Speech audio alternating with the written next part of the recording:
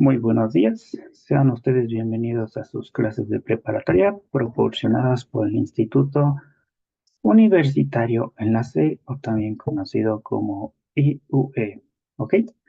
Estas serán impartidas los días domingos de un horario de 8 de la mañana a 12 del mediodía o de la tarde, no sé cómo prefieran. Y bueno, con un pequeño descanso de 10 a 10:30, ¿ok? Me presento, su servidor, o en este caso el docente a cargo, soy yo, Pedro Damián Moreno Sánchez, y estaremos en este mes de agosto, en este módulo, dando la materia de comunicación y ciencias sociales. Bueno, ok. La escala de evaluación es la siguiente, ya se la proporcionaron al grupo, pero se los vuelvo a explicar. Vamos a tener como primera instancia las actividades, unas cuales van a estar subidas en plataforma. Estas deberán cumplir con un mínimo de 80% de entregadas.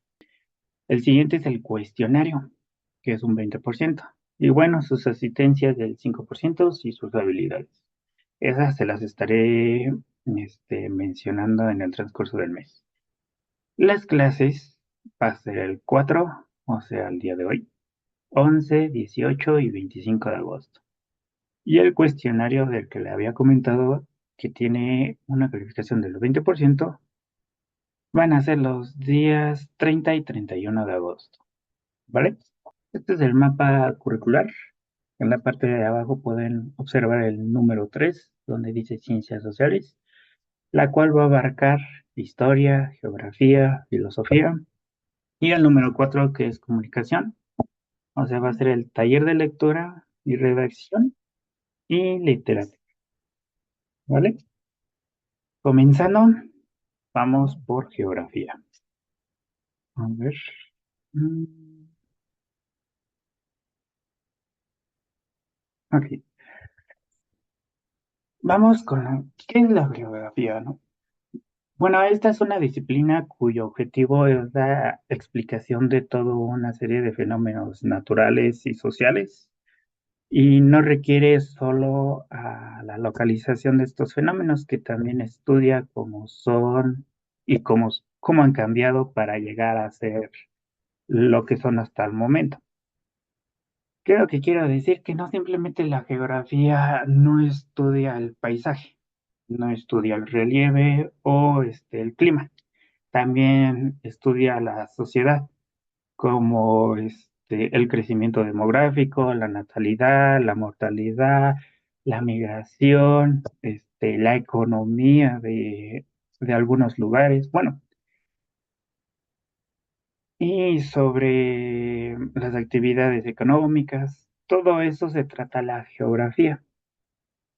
Pero para eso necesitamos entender algunos conceptos, como qué es un fenómeno geográfico. Este es, permítame, ok. Este se produce cuando se originan cambios drásticos en corto tiempo y de manera inesperada sobre la superficie terrestre causando alteraciones ambientales. Un ejemplo pueden ser los huracanes, tormentas, eclipses, tsunamis, terremotos, inundaciones, erupciones volcánicas. ¿Ok? Estos fenómenos geográficos pueden afectar tanto naturalmente como socialmente. Sobre todo, y lo que más se ha visto son los huracanes. ¿Ok?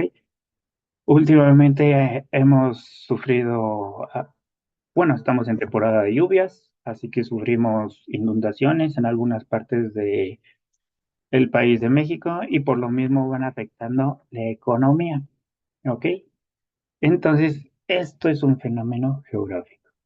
Ahora, también debemos de tener en cuenta el hecho geográfico.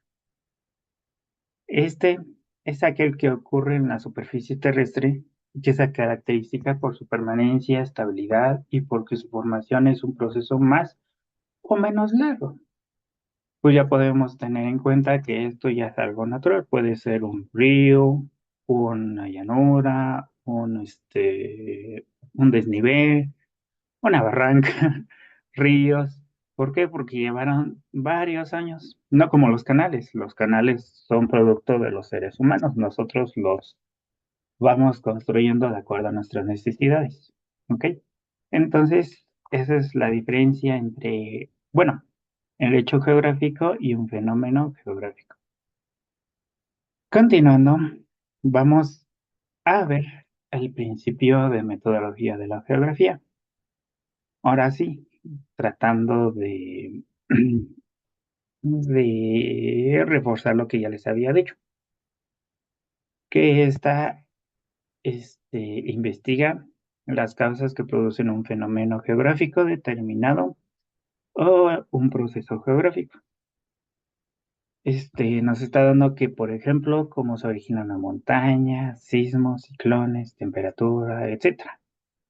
Bueno, este es el principio de la geografía. Nosotros no lo vamos a llevar tan profundo, no lo vamos a estudiar a fondo, porque esto ya sería como tal, casi una carrera, ¿no? Entonces, pues simplemente nos interesa en este momento la materia de geografía a grandes rasgos, para no confundirnos o no generar controversias. Bueno, la aplicación de la geografía, perdón.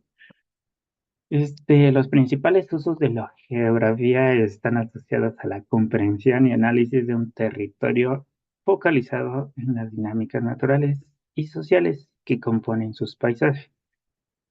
Bajo esta relación, la geografía se ha dividido en dos grandes áreas, la física y la humana. Como les había comentado, la geografía no simplemente estudia el entorno, no estudia el relieve o el ecosistema, también estudia la sociedad, que en este caso es la humana. Estudia las regiones económicas, lo que ya les dije sobre migraciones, aumento de la población y etcétera, todo lo que tenga que llevar con aquellas cuestiones. Ujú. Y bueno, para poder entender un poquito mejor esto, les voy a presentar un video. Es un campo de la ciencia dedicado al estudio de las tierras, las características, los habitantes y los fenómenos del planeta Tierra y otros planetas. La geografía es una disciplina integral que busca comprender el planeta Tierra y sus complejidades humanas y naturales. No solo busca comprender dónde están los objetos, sino también cómo han cambiado y llegado a ser. Etimológicamente, la palabra griega geografía quiere decir literalmente descripción de la Tierra. La primera persona en usar la palabra geografía fue Eratóstenes, que vivió en el año 276 al 194 a.C. La geografía a menudo se divide en dos ramas, la geografía humana y la geografía física. La geografía humana se ocupa del estudio de las personas y sus comunidades, culturas, economías e interacciones con el medio ambiente mediante el estudio de sus relaciones con y a través del espacio y el lugar. Por otro lado, la geografía física se ocupa del estudio de procesos y patrones en el entorno natural, como la atmósfera, la hidrosfera, la biosfera y la geosfera. La geografía ha sido llamada la disciplina mundial y el puente entre las ciencias humanas y las físicas. Descripción más amplia. La geografía es un estudio sistemático del universo y sus características. Tradicionalmente, la geografía se ha asociado con la cartografía y la toponimia. Aunque muchos geógrafos están formados en toponimia y cartografía, esta no es su principal preocupación. Los geógrafos estudian el espacio y la distribución de la base de datos temporal de fenómenos, procesos y características, así como la interacción de los humanos y su entorno. Debido a que el espacio y el lugar afectan a una variedad de temas, como la economía, la salud, el clima, plantas y animales, la geografía es altamente interdisciplinaria. William Huggins dijo en 1863, los nombres de lugares no son geografía. Saber de memoria toda una lista llena de ellos no constituiría en sí mismo a nadie en un geógrafo. La geografía tiene fines más elevados que esto. Busca clasificar los fenómenos, tanto del mundo natural como del mundo político. Comparar, generalizar, ir de los efectos a las causas y, al hacerlo, rastrear las leyes de la naturaleza y marcar sus influencias sobre el hombre. Esta es una descripción del mundo. Eso es geografía. En una palabra, la geografía es una ciencia, una cosa no de meros nombres, sino de argumento y razón, de causa y efecto. El Consejo Nacional de Investigación de los Estados Unidos en 1997 afirmó lo siguiente: así como todos los fenómenos existen en el tiempo y por lo tanto tienen una historia, también existen en el espacio y tienen una geografía. La geografía como disciplina se puede dividir ampliamente en dos campos subsidiarios principales: la geografía humana y la geografía física. Geografía física o fisiografía se centra en la geografía como una ciencia de la Tierra. Su objetivo es comprender los problemas físicos y los problemas de la litosfera, la hidrosfera, la atmósfera, la pedosfera y los patrones globales de flora y fauna, biosfera. La geografía física es el estudio de las estaciones, el clima, la atmósfera, el suelo, los arroyos, los accidentes geográficos y los océanos del planeta Tierra.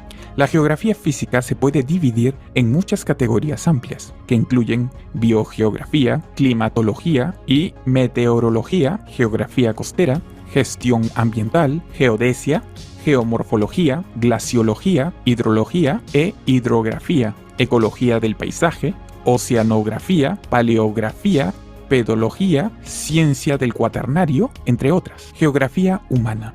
La geografía humana o antropogeografía es una rama de la geografía que se centra en el estudio de patrones y procesos que dan forma a la sociedad humana. Abarca los aspectos humanos, políticos, culturales, sociales y económicos. La geografía humana se puede dividir en muchas categorías amplias, tales como geografía cultural, geografía del desarrollo, geografía económica, geografía de la salud, geografía histórica y geografía del tiempo o geografía del tiempo y el espacio, geografía política y geopolítica, geografía de la población y demografía, geografía de la religión, geografía social, geografía del transporte, geografía turística, geografía urbana, entre otras. Otras divisiones de la geografía son geografía integrada. La geografía integrada se ocupa de la descripción de las interacciones espaciales entre los humanos y el mundo natural. La geografía integrada ha surgido como un puente entre la geografía humana y la física, como resultado de la creciente especialización de los dos subcampos. La geomática. La geomática se ocupa de la aplicación de los ordenadores y la tecnología a las técnicas espaciales tradicionales utilizadas en cartografía y topografía. Geografía regional.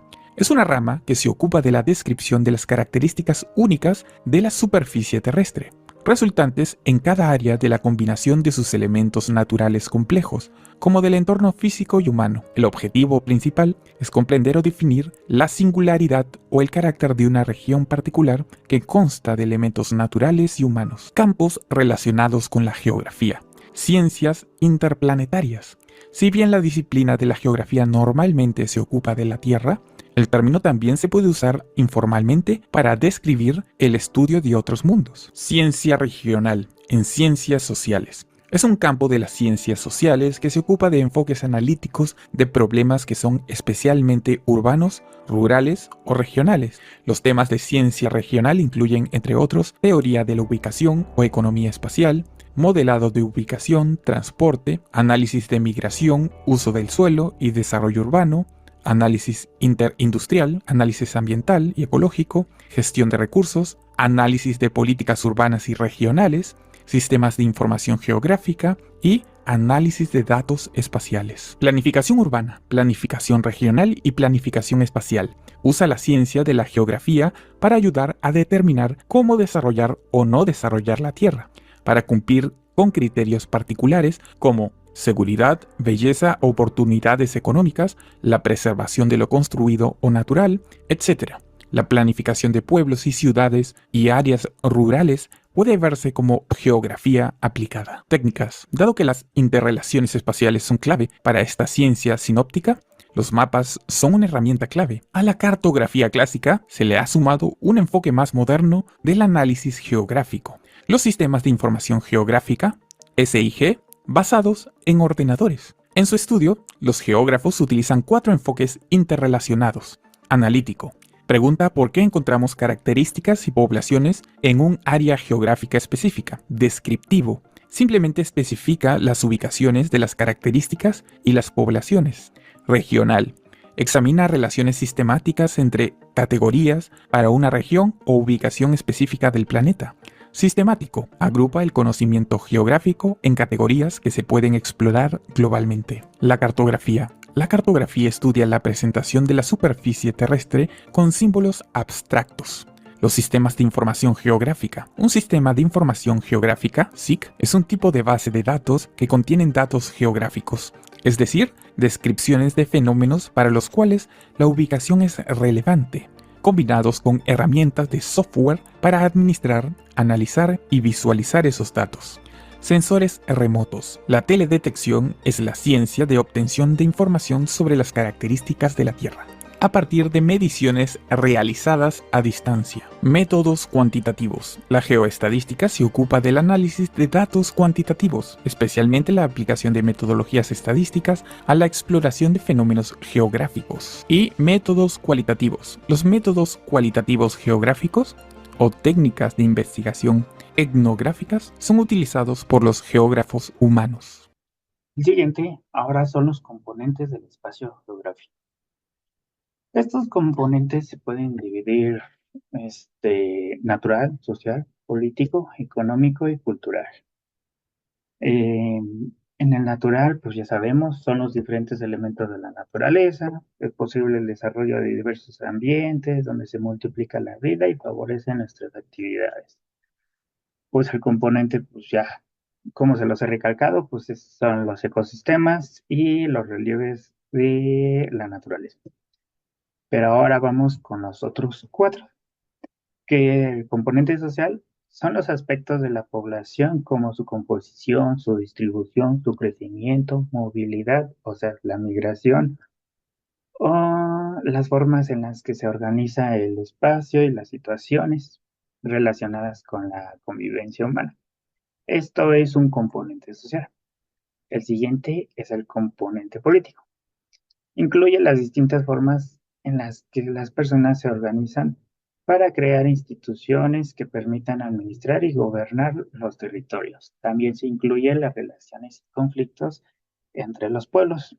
Para entender un poquito más, es el componente político, pues son los países, la división que tiene hasta el momento con y qué es lo que está pasando internamente en cada uno de ellos. Como actualmente, sin temor a equivocarme, pues tenemos un conflicto bélico en el país de Ucrania. Y entonces ahí nos están explicando, bueno, en las noticias nos explican cómo afecta a la población, a su economía y cómo es que afecta a los demás países. Ese es un componente político. Ahora, el siguiente componente económico que va relacionado con el político son todas las actividades productivas que se crean a partir de la transformación y el consumo de los recursos naturales. Y bueno, este componente económico no es igual en todos los lados, porque en un simple país, un claro ejemplo, México, tenemos o estamos rodeados de dos océanos, el Pacífico y el Atlántico. Entonces, no es lo mismo su actividad económica de las personas que viven cerca del mar a las que están por el centro. O simplemente no es lo mismo lo que hacen las personas del sur a las del norte. Las del norte, pues las conocemos más por sus ganaderías, su comercio o ni la importación que hacen, ¿no? Y en el sur es como que un poquito más agricultor por la misma situación del componente natural. Todas estas van relacionadas entre ellas. Y bueno, por último tenemos al componente cultural, que son las tradiciones y todo aquello relacionado con las culturas. ¿Ok? Nuevamente les pongo un ejemplo. En el mundo es grande, enorme. Entonces no es lo mismo lo que practicamos nosotros aquí a lo que hacen en Europa, en Asia o en África.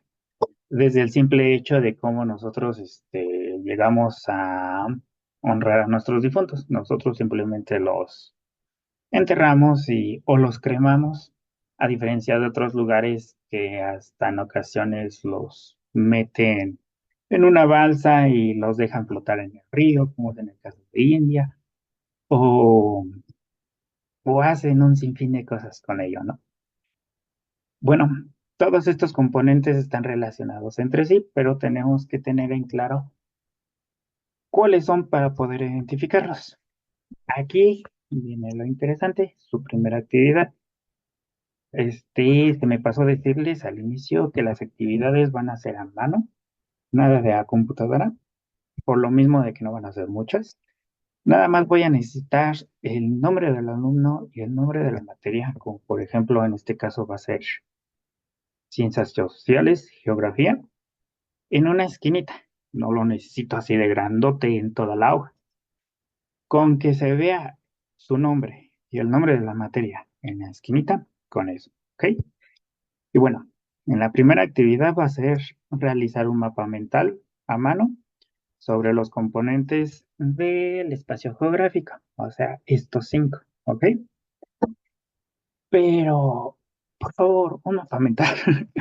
Hay que diferenciar entre un mapa mental y uno conceptual. Comúnmente ya con, con esto ya hemos hecho mapas mentales supuestamente nosotros, donde ponemos letras grandotas en el centro y lo llenamos de mucha información. No, realmente un mapa mental es un esquema donde podemos plasmar o tratar de informar a los demás a base de imágenes, ¿ok?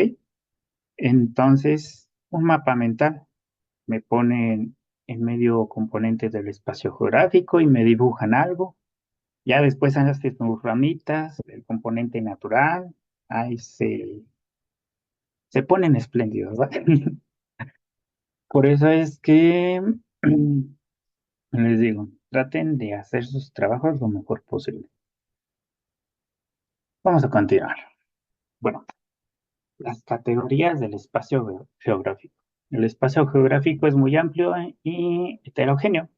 Por ello, para estudiarlo se han identificado diversas categorías de análisis espacial. Perdón.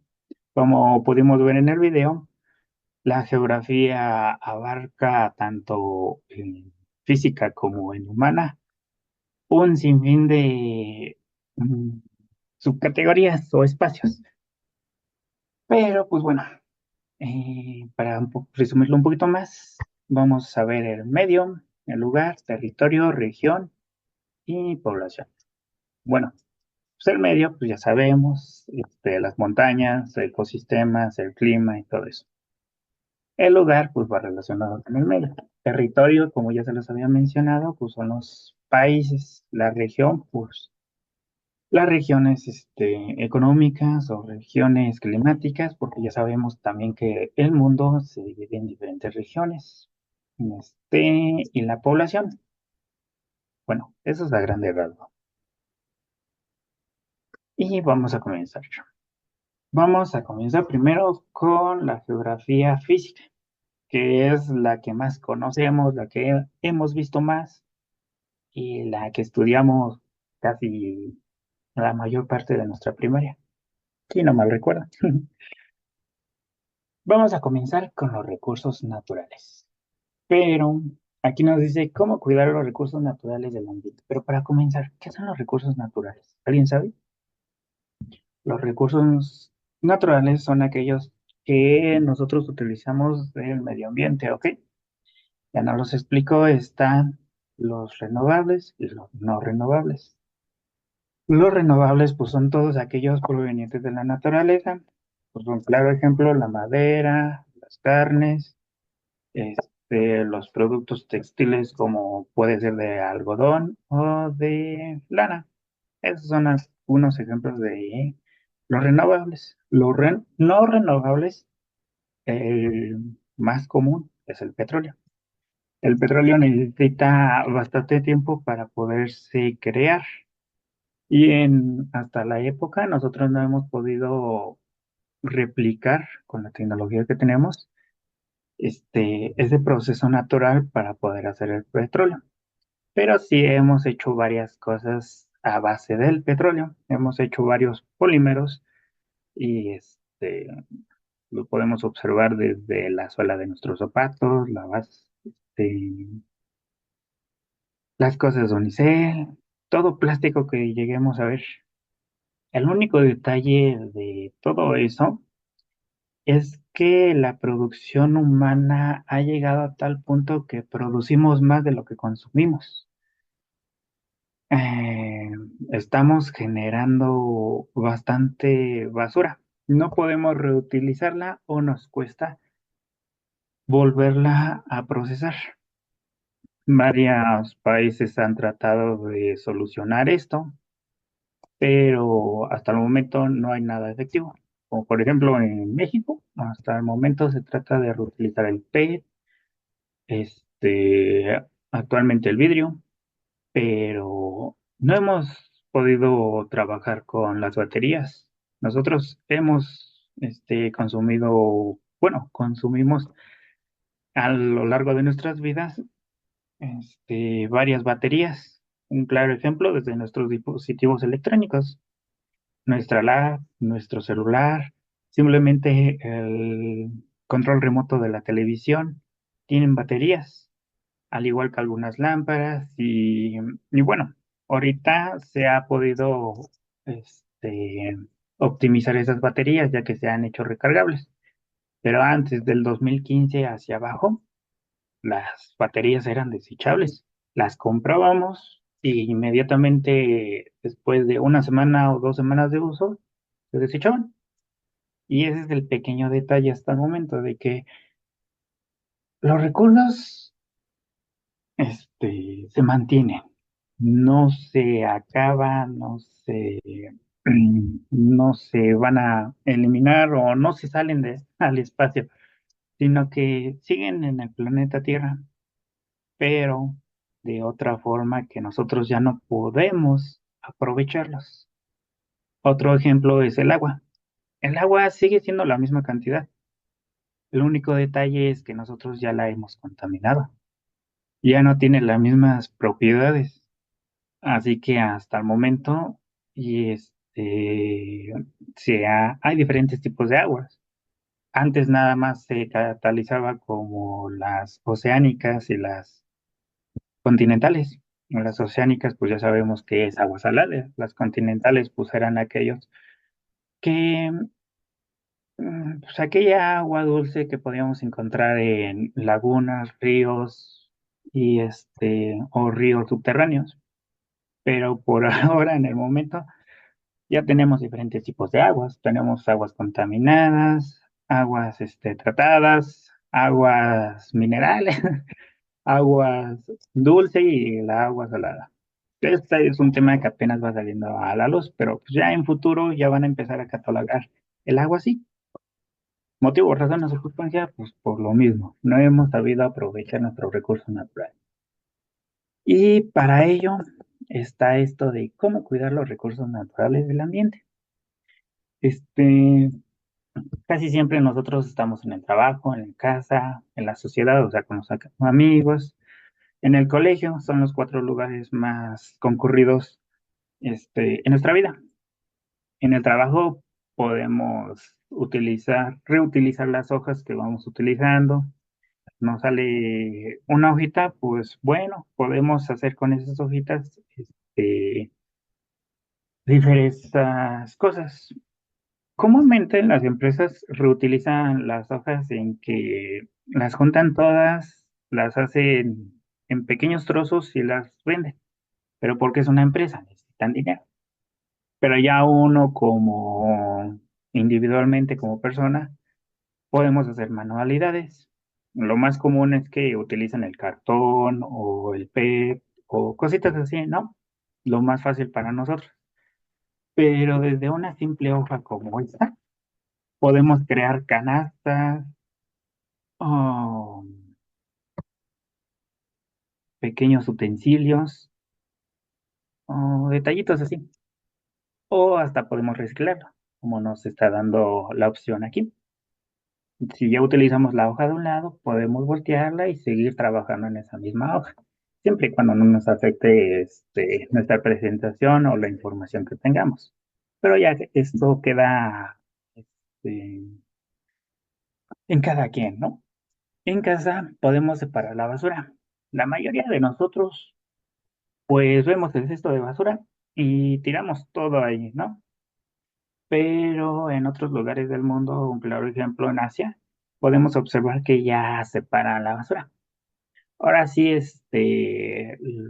lo chistoso, conocí a una persona europea que aquí en México le gusta por esa cuestión de que no tiene que estar perdiendo, según él, su tiempo en estar separando la basura, porque hasta el más simple hecho de que si él se le antoja un té, bueno, allá en Europa, prefiere hacerlo naturalmente. ¿Cómo que naturalmente? Pues nada más busca la hierba, la coloca en el agua hirviendo y ya sale el té, ¿no?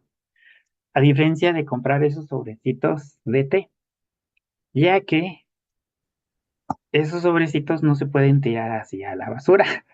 Tienen que separar este, la, la hierba que tiene adentro, ese pequeño papel que la está conteniendo, el hilo es un polímero según él, y entonces va con los plásticos y ahora la agarradera que comúnmente dice allá que es de madera y en ocasiones de cartón, pues tiene que separarlo. Entonces, el estar separando uno por uno, imagínense, si prepara 4 tazas de té, son 4 sobres, tiene que separar de esos 4 sobres, todos esos pedacitos. Por eso dice, prefiero yo hacerlo natural. Pero como aquí es México, aquí les vale, y entonces, pues él compra o consume desmedidamente.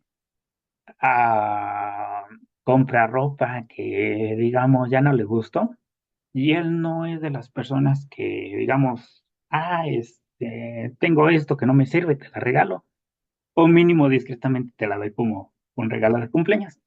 No, él no, él descaradamente va y la tira en el cesto de basura y yo me quedo de, bueno, el rico humillando al pobre. Bueno, no tanto, pero ahí se ve la cultura de cada país y de cada continente, ¿ok? En casa también podemos ahorrar el agua. Ya hay diferentes tipos de métodos, nos los han dicho en la televisión, en las redes sociales, y pues bueno, ya para qué recalcarlo, ¿no? El agua es indispensable, lo pudimos ver ahora sí en este inicio de año. Las noticias fue más sobre ello, de que las presas estaban secando, de que los niveles del agua ya eran críticos, de que los cultivos ya necesitaban agua. Y cositas así. Ahorita ya afortunadamente ya llovió, ya se desbordaron las presas, ya hay inundaciones y cositas así. Pero bueno, el ahorro de energía. El ahorro de energía lo hemos escuchado bastante, pero el detalle aquí es que uno no lo sabe aplicar. Se ha vuelto tan monótono en nuestra vida que llega en el punto en donde ahorro de energía. Ah, sí, lo he escuchado, pero se me olvidó cómo se come. Porque está en nuestra vida diaria y nos los han querido inculcar tanto que llegó en el punto en que ni uno de los no lo queremos hacer, no sabemos hacerlo, o no le prestamos la suficiente atención para hacerlo. Pero desde el simple hecho de apagar el foco del cuarto que no estemos utilizando, ya con eso nos ayuda. Apagar la televisión, si digamos, nosotros estamos viendo videos o las redes sociales en el celular. Yo he visto varias personas que están viendo el celular y a la vez tienen la televisión encendida. Nada más les gusta estar rodeado de ruido. Eso ya es algo psicológico que nos hemos estado acostumbrando poco a poco. Pero ya identificando eso, podemos hacer un pequeño ahorro de energía. Aunque no lo crean, sí se puede, esos pequeños cambios se hacen la diferencia. Porque un simple foco, ahorita ya nos están promocionando los focos LED, ¿no? Pero simplemente los focos LED siguen consumiendo. ¿Cómo se los podría explicar? No sé si han visto que los focos tienen diferentes capacidades de luminosidad. Estas se miden por lúmenes. Y entonces, entre más grande el foco, más va a iluminar. Pero entre más grande el foco también esté, más LEDs va a contener. Entre más LEDs tenga, más componentes electrónicos va a tener y entonces poco a poco así se va haciendo una cadenita donde al final vamos a tener un consumo de energía. Y aunque nosotros no lo veamos a simple vista, el simple hecho de tener un foco encendido, digamos, el de máxima capacidad de lúmenes, ya nos está consumiendo como si hubiéramos puesto nosotros un foco normal de los antiguitos que tenían esa laminita. Los famosos focos llamados incandescentes, ya estamos casi consumiendo lo mismo. No sé si me da a entender. Ay, ¿cómo se les puedo decir? Es como un claro ejemplo entre los motores de gasolina.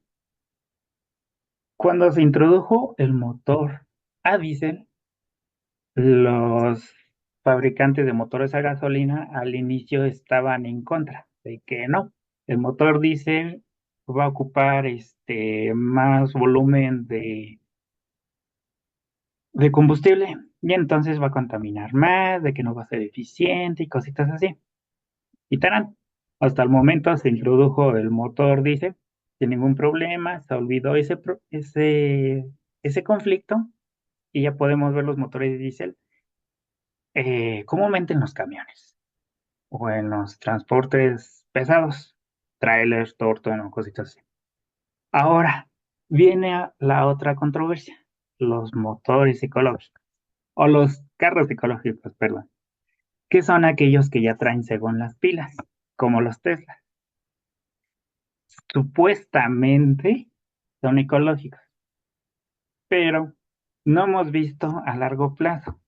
Esas pilas, este, ¿cuántos años de vida útil tienen? Hasta el momento tienen entre 8 y 10 años de vida útil. A diferencia de un motor de gasolina. Un motor de gasolina tiene comúnmente 3.000 kilómetros de vida, que lo convertimos en años, son aproximadamente 10 años de vida. Pero ok, se llega a esos 10 años de vida, bueno, dependiendo de cómo conduzcamos, ¿verdad? Hay algunos taxis, no sé si lo han visto, que hasta ya llevan 15 años de servicio. Aunque, bueno, ya políticas de por aquí y por allá, ya nada más tienen 10 años de servicio. Retomando el tema, vamos con los taxis. Ya se descompuso nuestro motor, ya supuestamente terminó su años de vida. Ah, pero ¿qué? Nosotros podemos desarmarlo, mandarlo a rectificar, podemos conseguir una que otra pieza nueva y tarán, tenemos un motor como para otros 5 o 6 años más de vida. A diferencia de las pilas, ¿cómo nosotros las podemos reparar? No. ¿Podemos darles mantenimiento? Tampoco. Y entonces, ¿qué es lo que pasa? Se quedan ahí varadas. Las pilas de los automóviles ahorita van a ser un pequeño problema, ya que, como se los había dicho, hasta el momento no tenemos una tecnología que nos vuelva o nos permita reciclar aquel producto. Y entonces, ahí viene la controversia. Ahorita no se ha escuchado mucho, bueno, depende de cada quien cómo nos informemos o qué temas tengamos en común, pero ese es el pequeño detalle de que la mayoría está a favor de los carros ecológicos, de los carros con pila, de los Teslas y aquellos detalles, pero no hemos visto de que, ¿qué vamos a hacer con las pilas? ¿Son recargables? Sí, ok. Pero igual que un dispositivo, tenemos una pila recargable, pero cuando se nos descompone, hasta ahí quedó.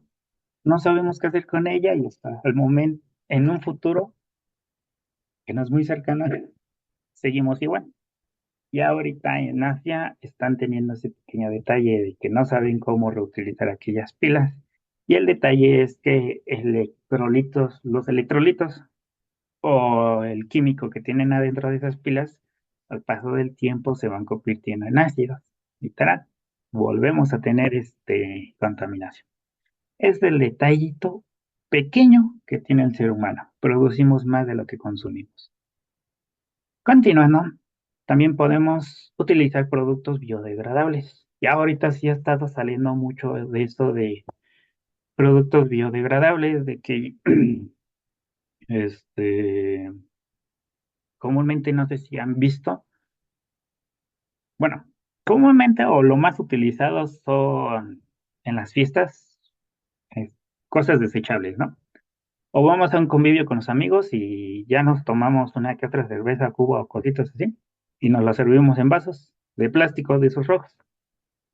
Y ya, hicimos basura. O la botana.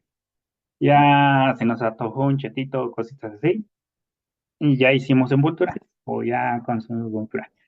Pero poco a poco se ha ido integrando productos biodegradables, como por ejemplo, ya hay algunos productos a base de maguey, maíz, ya sin fin de cosas que se han hecho que ya parecen unicel.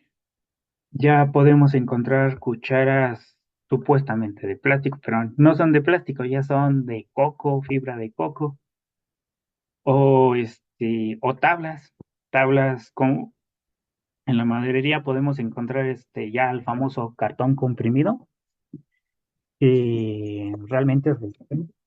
Claro, por ejemplo, cartón comprimido, suena como madera. Y bueno, podemos utilizar aquellas cosas como productos biodegradables. En el colegio podemos hacer conciencia, podemos realizar actividades recreativas, como no sé si les llegó a tocar a ustedes en el colegio, de ir a reforestar o mínimo plantar un arbolito alrededor de su colegio o en su jardinera. También podemos implementar el reciclaje y el cuidado del medio ambiente. Podemos todo esto comenzar desde el colegio.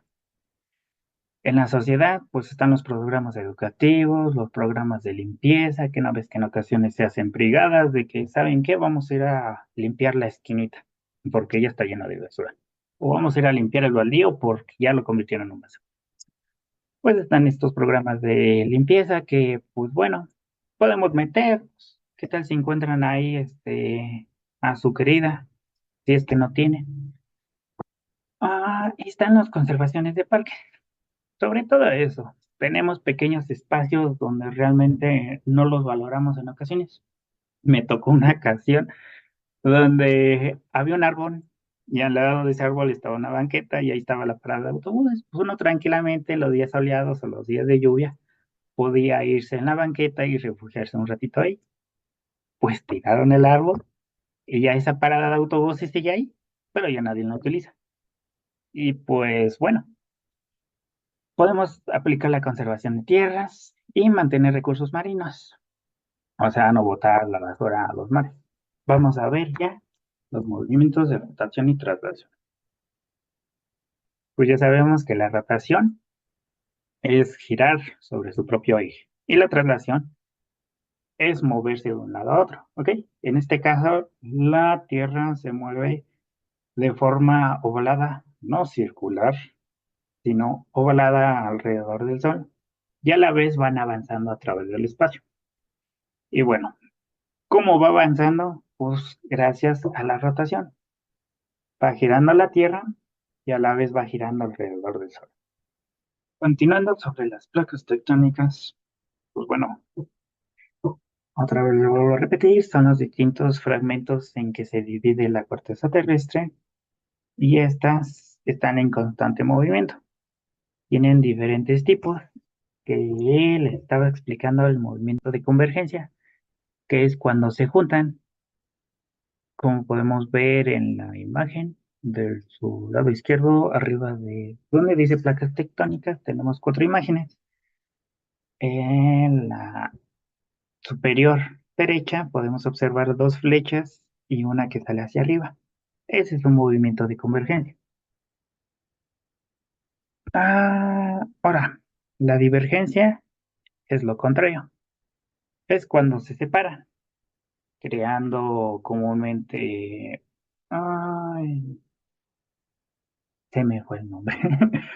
Pero bueno, la divergencia es cuando se separan entre ellas.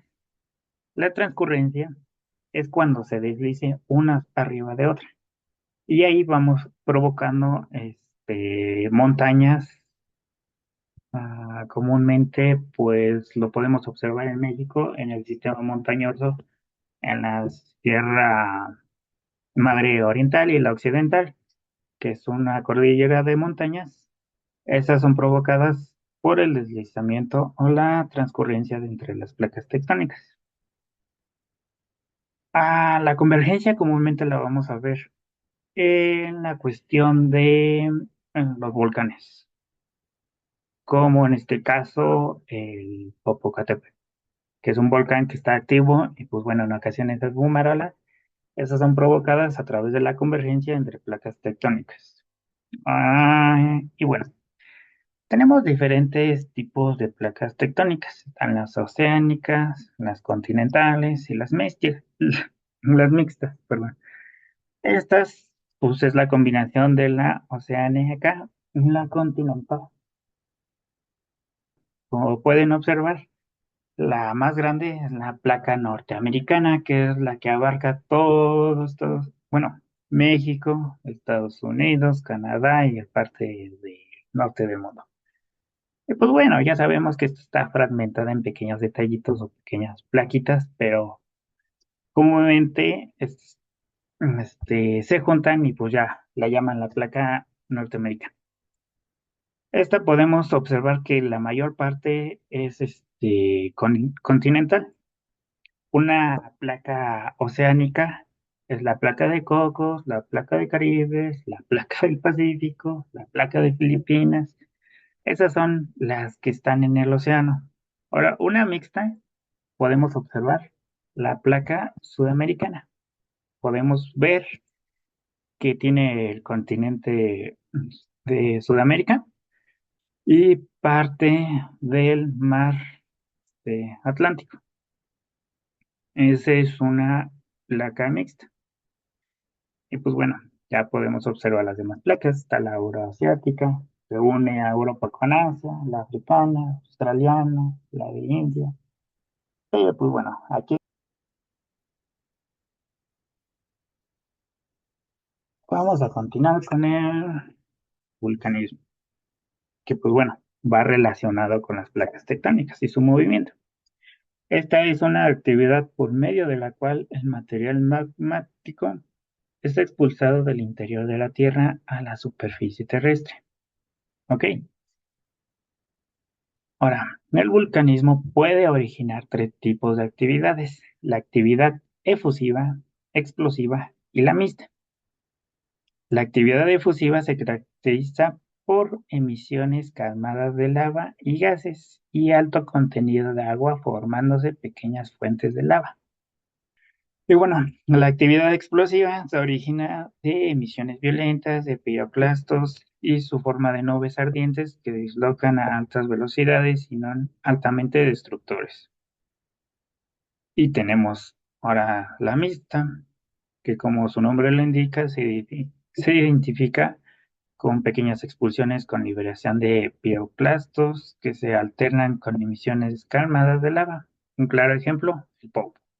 Esta, pues, constantemente está en fumarola, pero en ocasiones tiene pequeñas explosiones, pero hasta el momento no ha sido como tal un peligro para la población de Puebla y de sus alrededores.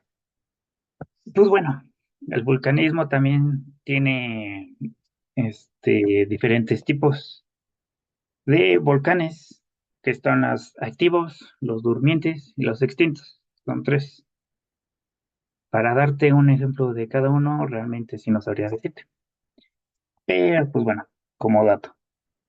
Y ya por último tenemos la sismicidad, que este es provocado por el choque o el deslizamiento entre placas tectónicas, que como puedes observar en la imagen, podemos tener un deslizamiento o un alejamiento entre ellas, lo cual provoca ondas oscilantes en la corteza terrestre, provocando terremotos o tsunamis en su dado caso. Los más afectados o los más controversiales hasta el momento ha sido el terremoto del 2007 en Haití y el terremoto y tsunami que ocurrió en Japón en 2011, sin temor a equivocarme. Esos han sido los más relevantes en la actualidad. Sí ha temblado ahorita como en Filipinas o por allá entre la India, pero así que dejado bastantes daños, no. Bueno, también en México, ¿no? Que nos tiembla cada septiembre. Y continuando, vamos a ver el ciclo del agua. Pues bueno, ya lo hemos también escuchado, visto y estudiado durante bastantes ocasiones. Podemos entenderlo más fácilmente en un gráfico como el que podemos observar. En este, ok, sí está. En este podemos comenzar desde la evaporación. La evaporación comúnmente o la mayor parte de la evaporación sucede gracias al sol en la parte del océano. Esta sube y se condensa en forma de nubes. Estas nubes se van desplazando hacia los continentes, se van adentrando hacia los continentes. En ocasiones, la condensación es tan grande que se generan las famosas tormentas tropicales que ya van evolucionando poco a poco. Bueno, comienza con una depresión tropical que ya asciende a una tormenta, posteriormente a un huracán y ya el huracán se le va dando las categorías, ¿ok? Y pues bueno, esta condensación se va desplazando hacia los continentes para posteriormente provocar la precipitación. Esta precipitación comúnmente la podemos ver en lluvias, pero también la podemos tener como en invierno, la podemos observar como nieve en los lugares altos aquí en el país de México o en el norte del mundo, es donde comúnmente ya les cae más nieve. También la podemos observar como granizo. Esa es una forma de precipitación. Casi siempre nosotros la entendimos de precipitación. Ah, ok, llueve o es agua. Pero no, también podemos observarla como la nieve o el granizo. ¿Ok? Y ya una vez estando en el suelo, tenemos la infiltración. Esta, una vez llegado el agua al suelo, pues ya tenemos entendido de que la tierra la absorbe o la desplaza a través de los ríos subterráneos, si es que la absorbe, o la desplaza a través de los ríos convencionales, o la retiene, como en algunos casos que son presas. El ejemplo más claro pues, de desplazamiento es el río Lerma, que es el más grande del país. ¿Ok? Ahora, para entender un poquito más de esto, vamos a ver un pequeño video. ¿Qué es el ciclo del agua y cuáles son sus etapas? El ciclo del agua, también conocido como ciclo hidrológico, es el proceso de transformación y circulación del agua en la tierra.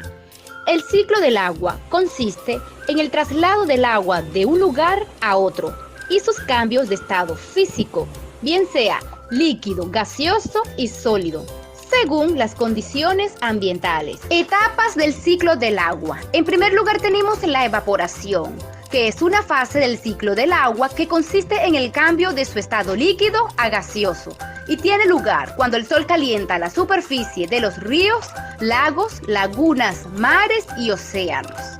La transpiración, a su vez, es un tipo de evaporación que transforma en vapor el agua contenida en las plantas. La parte de vapor de agua que permanece suspendida en el aire se conoce con el nombre de humedad. Al transformarse en vapor, el agua sube a la atmósfera, donde tendrá lugar a la siguiente fase, la condensación. Durante este proceso, el vapor de agua que ha subido a la atmósfera se enfría y se concentra en partículas que formarán nubes y neblina. Una vez allí, pasarán a estado líquido nuevamente y serán transportadas por corrientes de aire hasta que se produzca el siguiente paso, la precipitación. Esta tiene lugar cuando el agua condensada de la atmósfera desciende a la superficie en forma de pequeñas gotas.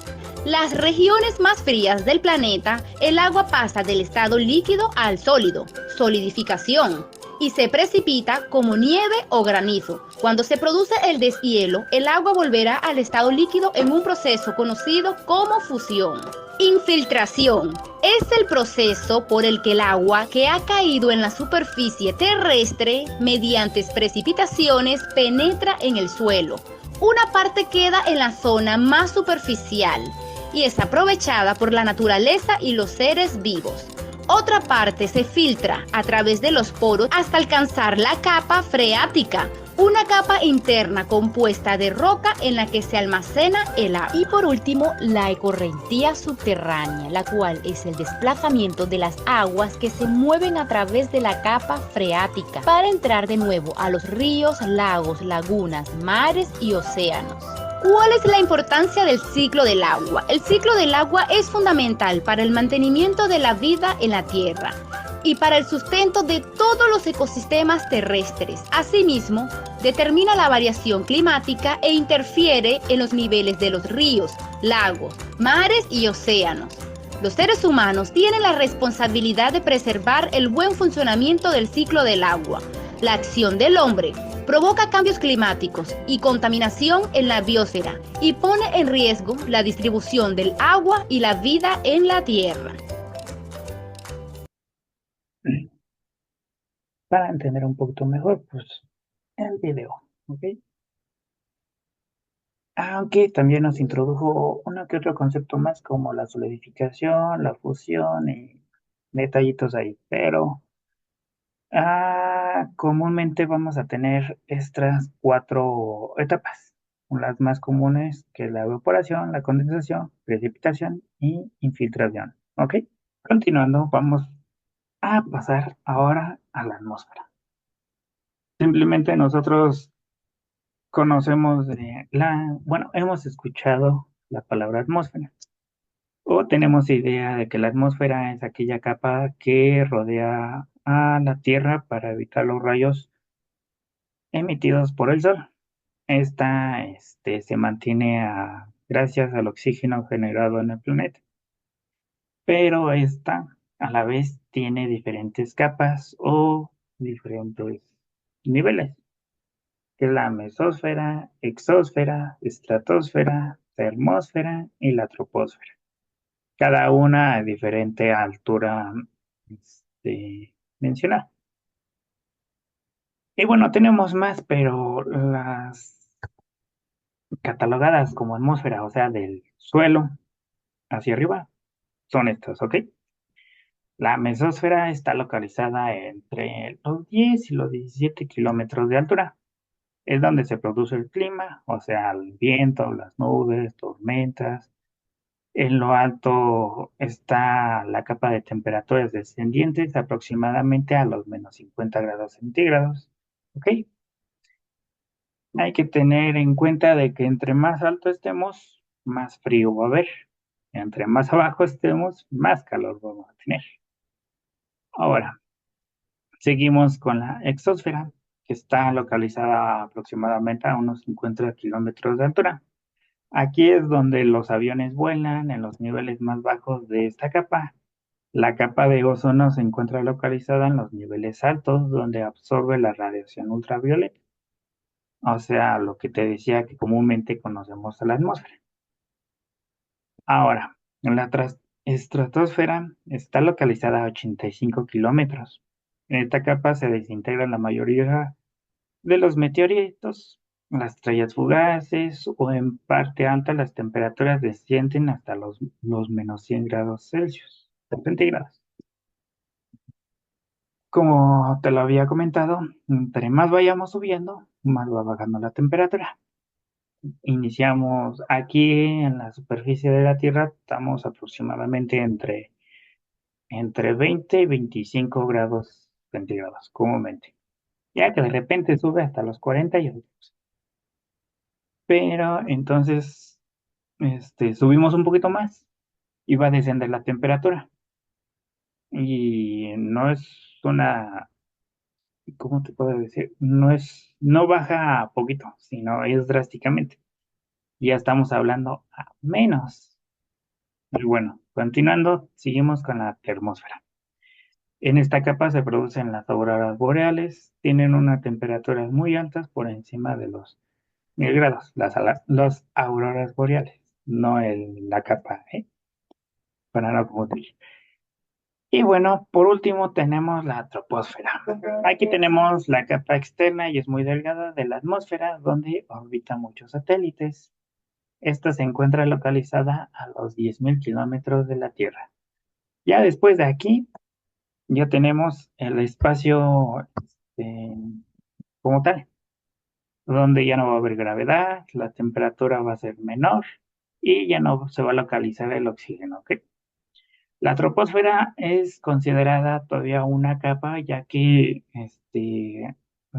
al rotar la Tierra genera una fuerza, mm, bueno, genera inercia.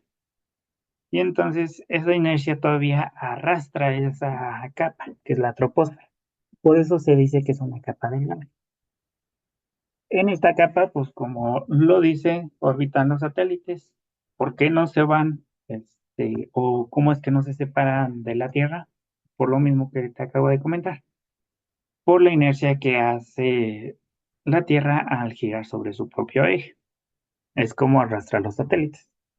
Si estos satélites llegaran a salir de la troposfera, entonces sí ya estarían en el espacio sideral y ya es como se empezarían a alejar o se pierden aquellos satélites. ¿Ok? Y bueno, vamos con el clima. El clima del día de hoy para mí es parcialmente nublado. Se define como las condiciones meteorológicas medidas que caracterizan a un lugar determinado, en una síntesis de tiempo atmosférico tenida a partir de estadísticas a largo plazo. Los elementos meteorológicos toman en cuenta son la temperatura, la presión, el viento, la humedad y la precipitación. Entonces, el clima del que vamos a hablar no es el clima del día de hoy, ¿ok? El clima se define a base de un lugar y sobre un tiempo largo. Como por ejemplo, ya podemos saber que tenemos diferentes tipos de climas en el mundo. No, tenemos cálidos, templados, desérticos y ese tipo de climas. De esos vamos a hablar. Y por eso nos dice que estas son o se toman en cuenta a base de su temperatura, de la presión, el viento, la humedad y la precipitación. Y pues bueno, para esto necesitamos saber los elementos del clima, los elementos que ya te lo había dicho otra vez, la precipitación, temperatura, presión atmosférica, viento, la humedad, la insolación, la nubosidad y la evaporación, porque no es lo mismo que de lo que se evapora aquí en México a lo que se evapora en el norte de México, ¿verdad? Allá hay una temperatura más alta y por lo mismo la evaporación es más rápida. Y bueno, los factores del clima van a depender de la latitud, circulación general atmosférica, la altitud, la orografía o el relieve, eh, continentalidad y las corrientes marinas. Todo esto nos van a definir ya nuestro clima. ¿Por qué nuestra latitud? Porque entre más cerca esté del Ecuador, más caliente se podría decir que se va a sentir. Más alejado de él, por ejemplo, si estamos más cerca del polo norte o de los polos, es como más frío se va a sentir. La circulación general atmosférica es sobre las corrientes de aire. Este, otra vez, la Tierra gira, hace sí, no fue la palabra. Bueno, al girar, pues ya tenemos diferentes corrientes marinas, al igual que tenemos diferentes corrientes atmosféricas, o sea, de viento.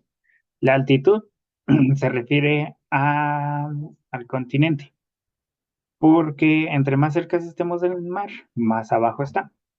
Y si nos vamos metiendo más al continente, o en este caso en México, si nos vamos metiendo más, vamos a ir subiendo un poco a poco, ¿ok?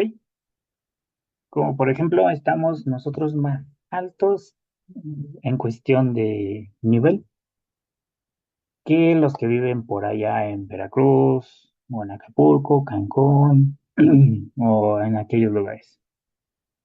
Y la ortografía del relieve se refiere al cómo está.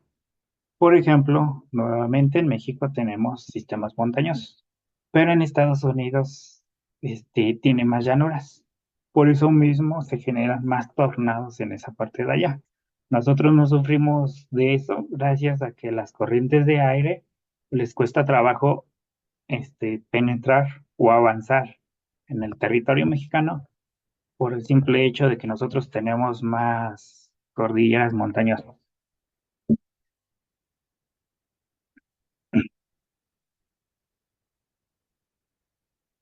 Ahora sí, bueno, a base de todo esto, ya vamos a poder clasificar nuestro clima. Como podemos observar en el pequeño mapa mostrado, podemos tener una zona polar, una zona subpolar. La zona polar, pues podemos observar que se denota más en el parte norte y en la parte sur del mundo. En la zona subpolar, estas comienzan cerca de los mismos polos, como es en el caso de Rusia o en el caso de Alaska. Y en el sur podemos observarlo en Argentina. Tenemos la zona templada, que es donde ya empieza un poquito más de bosque. Comúnmente podemos observar allá en Canadá, en Estados Unidos, en la parte de Asia, Europa. No sé si ha llegado a notar de que en esos países tienen más bosques, sobre todo son bosques, ya que hablan sobre osos, venados y detallitos así, ya que tienen o se caracterizan más porque son zonas templadas. La zona subtropical ya empieza desde la parte de Florida, México. Podríamos observarlo también en las partes del Medio Oriente, como es Israel, Irán, Irak y todo eso. Ya empieza un poco más caliente, podríamos decirlo. Por eso es que en las partes de la zona del país de México tenemos zonas áridas. O en África estamos a la altura del famoso desierto que es el Sahara. O como te lo estaba diciendo, en el Medio Oriente se caracterizan mucho por vestir con ropa ligera o túnicas, ya que pues es este, una zona subtropical.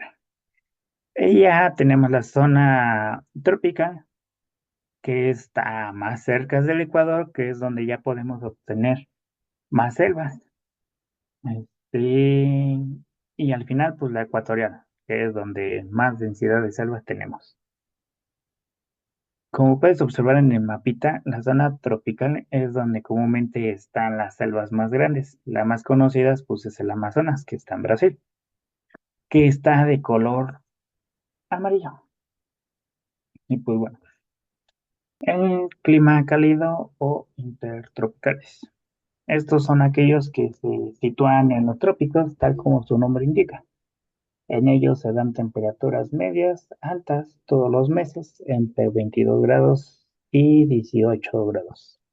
Y no hay gran variación entre las estaciones del año. Dentro de los climas intertropicales y cálidos tenemos otras calificaciones. Que, pues bueno, están los ecuatorial, trópico, seco, húmedo, el clima monosaico y el seco árido. Ah,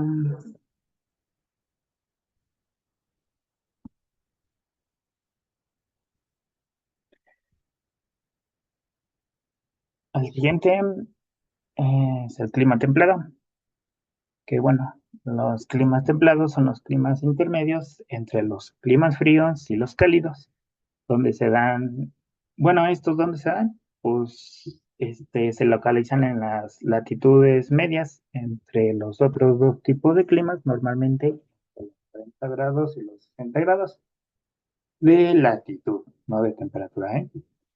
Se presenta un total de cuatro tipos. Está el mediterráneo, el oceánico, continental y el chino. Hasta el chino le dieron un tipo de clima. Y bueno, nosotros comúnmente estamos en el clima templado.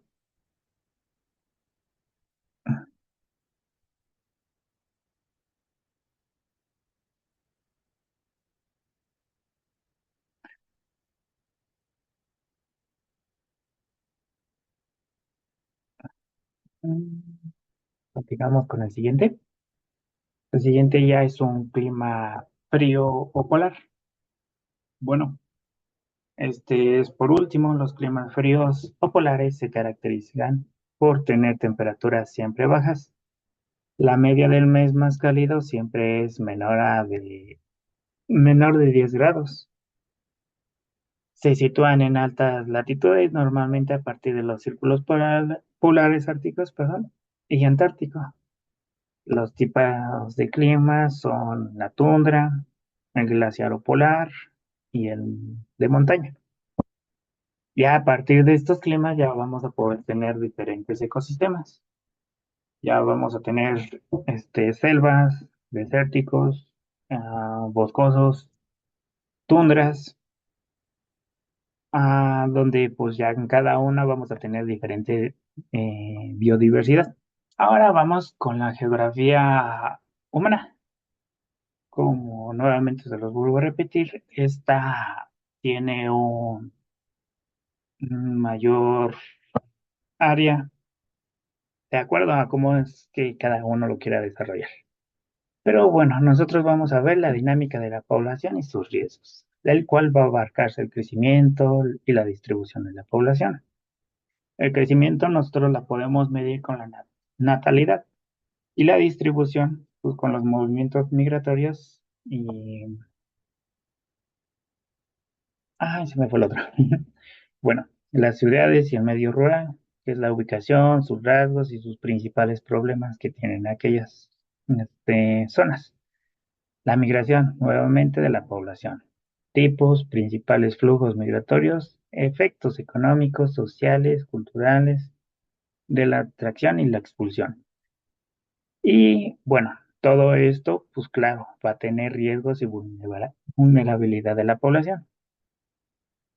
Vamos a comenzar, ¿ok? Pues la población. Pues hay que tener en cuenta de que la población es un conjunto de seres que comparten una similitud, como por ejemplo nosotros nos catalogamos como una población, pero también podemos decir que los animales tienen diferentes poblaciones, ¿ok? Y pues bueno, la población, vamos a tener dos tipos de poblaciones, la absoluta y la relativa, la cual la población absoluta es el número de personas que viven en un lugar concreto durante un tiempo determinado, término rural y el término urbano. Bueno, el término rural, podemos asociarlo con zona rural, paisaje rural o medio rural. Está identificado al espacio geográfico del campo, visto o calificado como opuesto a lo urbano. Aquí es donde las necesidades o los servicios cuestan un poquito más de conseguirlos, como es la electricidad, el agua, el internet, el transporte público o el simple hecho del desarrollo de inmobiliaria como son los caminos, hospitales, clínicas o cositas así, ¿ok? Y lo urbano, como ya habíamos comentado, es lo opuesto a lo rural, ya no es el campo, sino ya es la ciudad, ya que aquí podemos obtener nuestros servicios como la electricidad, el agua, el internet, el transporte público o simplemente los servicios de salud, ya los podemos tener a la mano o con mayor facilidad, supuestamente. Pero por trámites burocráticos en ocasiones se nos dificulta eso, ¿ok? Pero, pues bueno, esa es la diferencia entre rural y urbano. Tenemos otra categoría que es semirural o semiurbano. Aquí es donde no es como tal una gran ciudad, pero tampoco no es tan pequeño en la población para ser rural. Aquí podemos obtener la mayoría de los servicios, como por ejemplo podemos tener servicio de salud, agua potable y electricidad. Y quizás llega a faltar uno que otro, como podría ser el transporte público o el internet, que no sea de calidad, u otro servicio que esté proporcionando la zona urbana que en la zona semiurbana no pueda proporcionar, ¿ok? En aquellas pequeñas aglomeraciones de población se caracterizan por no ser tan grandes, son medianas. ¿Cómo comúnmente vamos a poder observar esto? En los municipios o en el centro de cada municipio, o comúnmente en las capitales de cada estado, ¿ok? Estas son como semirurales o semiurbanas. Ahora, continuando, vamos a ver sobre la migración de la población. Esta se refiere a los cambios de residencia de la persona desde un lugar a otro, cruzando los límites geográficos, por ejemplo, de una región a otra, de una comuna a otra. La migración desde las épocas milenarias se ha estado practicando. Nos movemos por cuestiones de necesidad. Antes los antepasados se movían para poder conseguir mm, este, más recursos, comida o por cuestiones geográficas o geológicas. Y pues bueno, actualmente nosotros practicamos la migración por cuestiones, la mayor parte por cuestiones económicas. Mm, ok. La migración comúnmente la que hemos visto más por nuestra parte de América es de la parte de Centroamérica que pasan por México para poder finalizar su viaje en Estados Unidos. Aquí podemos observar una migración. Ah,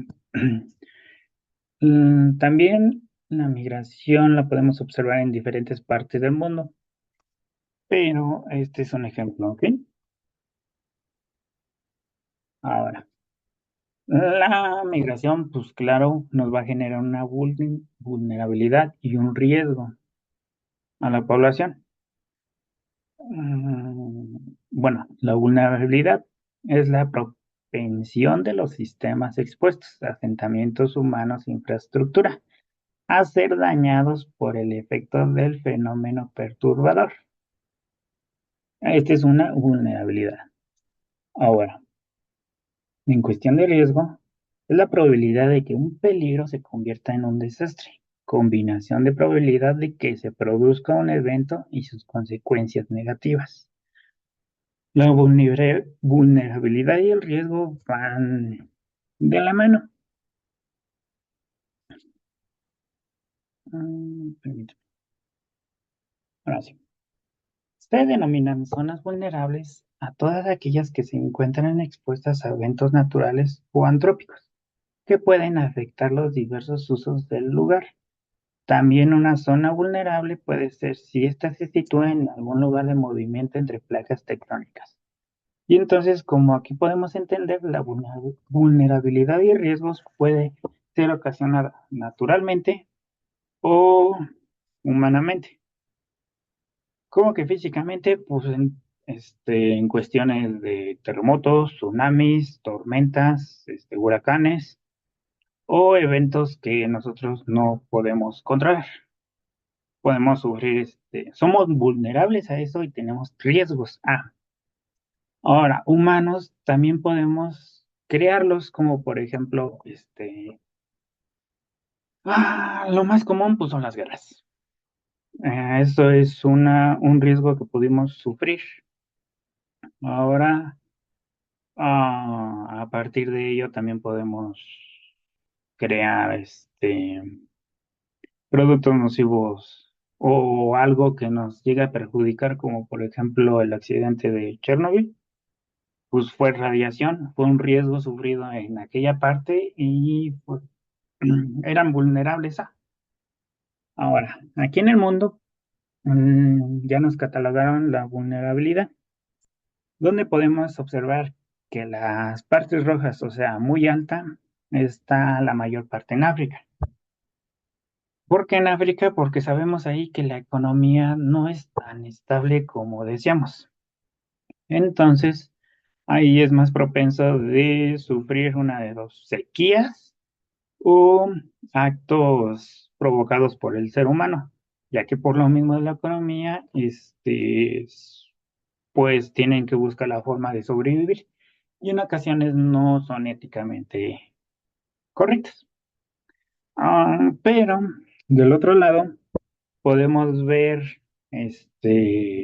una vulnerabilidad baja, se podría decir, en las partes verdes, que son las partes, se podría decir que más desarrolladas, como es Canadá, Australia o parte de Europa, donde no sufren, mm, sí, es inevitable los fenómenos naturales, ¿no?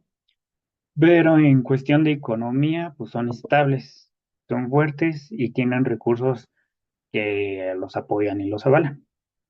Por eso mismo son lugares con muy baja vulnerabilidad. Y ya podemos aquí observar que México está, no en muy baja, pero está en baja, o sea que no nos podemos quejar.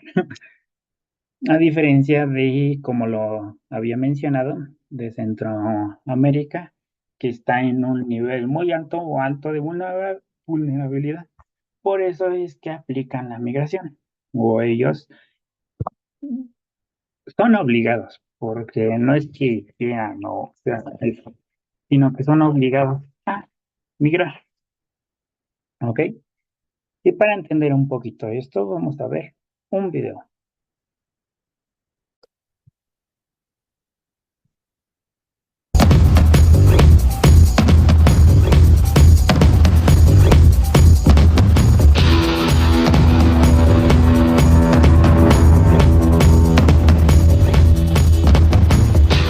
Un fenómeno nublado o sistema físico que esté expuesto a la acción de dicho fenómeno. Se habla de desastre cuando un fenómeno afecta la cotidianidad de una sociedad. Se interrumpen las actividades diarias, se pierden muchas vidas humanas y grandes cantidades de dinero y la sociedad se ve gravemente afectada, por lo cual tardará en regresar a la normalidad. A continuación, les mencionaré algunas actividades antrópicas que pueden conducir a un desastre.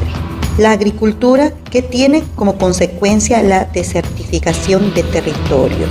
La contaminación de aguas y de suelos por el uso de fertilizantes químicos, lo cual puede conducir a un desastre alimentario debido a la toxicidad en los cultivos. El uso de pesticidas, pues los químicos que contienen pueden contaminar un lago y matar a su flora y fauna, dejando a los habitantes que dependen de ellas sin fuentes de alimento. El incremento de desastres en los últimos años se debe en gran medida a la expansión humana en áreas de alto riesgo. Fenómenos climáticos como lluvias torrenciales, fuertes vientos y sequías, en parte como resultado del calentamiento global, están provocando daños materiales y humanos. Por su parte, terremotos y tsunamis son inevitables y ponen en riesgo millones de vidas, especialmente en aquellas naciones cuyos recursos materiales y económicos son insuficientes para hacer frente a la fuerza de la naturaleza. Tanto los fenómenos naturales como los accidentes o fallos de origen antrópico causan mayor impacto en los países más vulnerables, que suelen ser los menos desarrollados. La vulnerabilidad se refiere a qué tan susceptible es la población de sufrir un daño ante cualquier riesgo y cuál es su capacidad de recuperarse de los daños ocasionados. La vulnerabilidad incluye aspectos naturales, sociales, económicos, culturales y políticos. Se considera que una población puede tener distintos tipos de vulnerabilidad, como son natural. Tiene que ver con la ocurrencia eventual o cíclica de fenómenos naturales que implican un riesgo para la población. También tiene que ver con la degradación del ambiente, como la deforestación.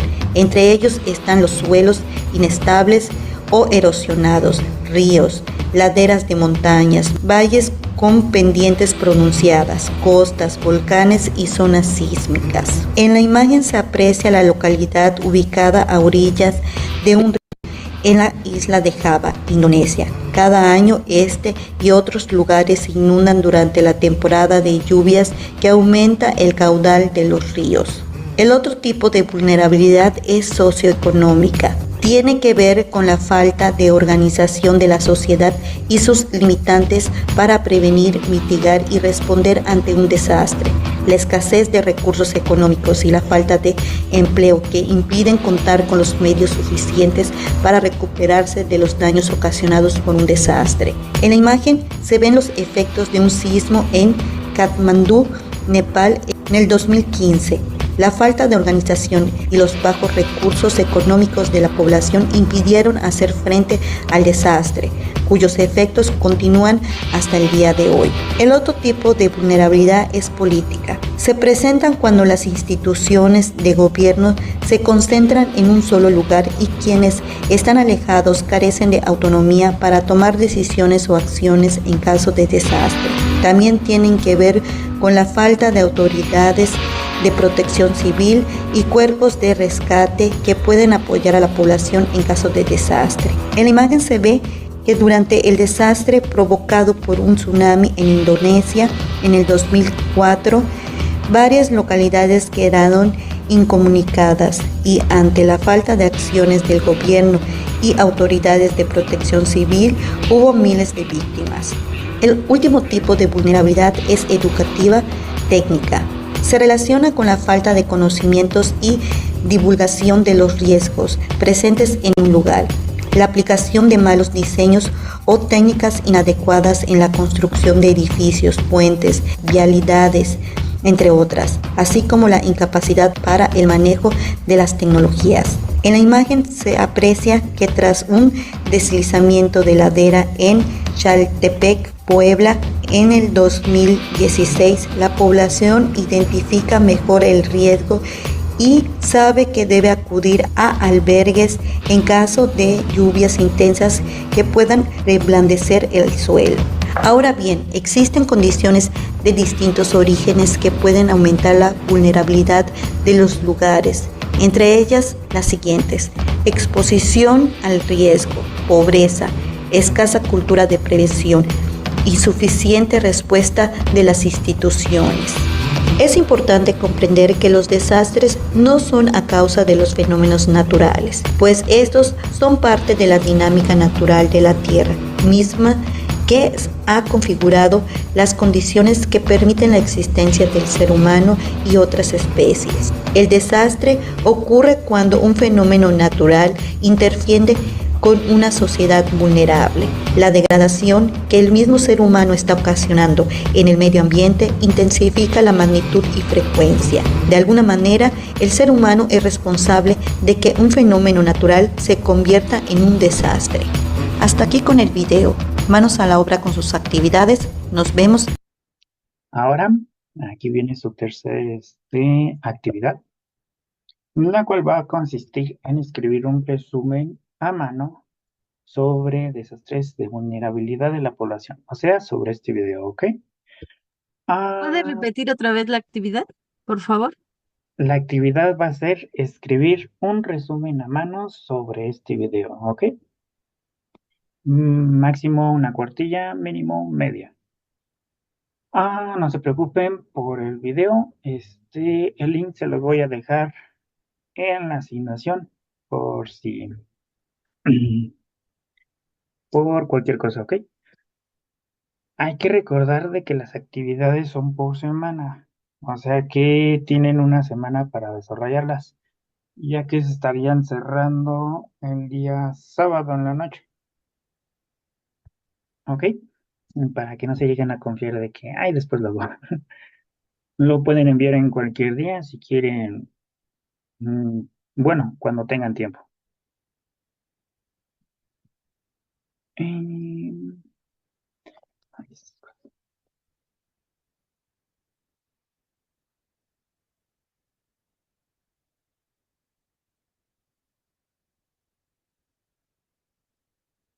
Ahora sí. Bueno, pues así de rápido, hemos terminado la materia de geografía.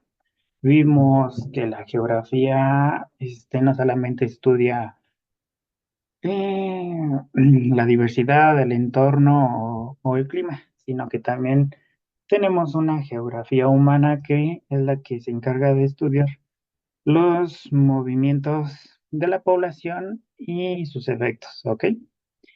En la parte de geografía física, vimos a grandes rasgos qué fue lo de recursos naturales, el ciclo del agua, el movimiento de rotación y traslación, los conceptos de sismo, placas tectónicas y vulcanismos que se relacionan también entre ellos tres, el tipo de clima y bueno, por parte de geografía humana pudimos observar el concepto de población, los diferentes tipos de población que fue relativa y absoluta.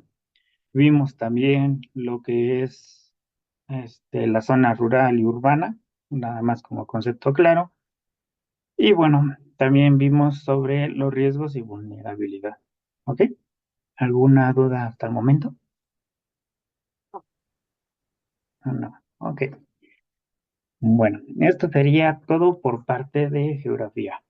Como les comento, o les comenté al inicio de la sesión, se trató de tomar los temas más importantes y generales, al igual que los temas más vistos a lo largo de la materia, ya que si no, bueno, perdón, se me trabó, ya que si vemos más allá de la geografía, podemos desglosarla tan grande, pudimos haber visto más, sí, lo sé, pero también para no hacerlo tan tedioso y tan largo, ya que no tenemos mucho tiempo, se trató o se escogieron estos temas que fueron los más relevantes, ¿ok?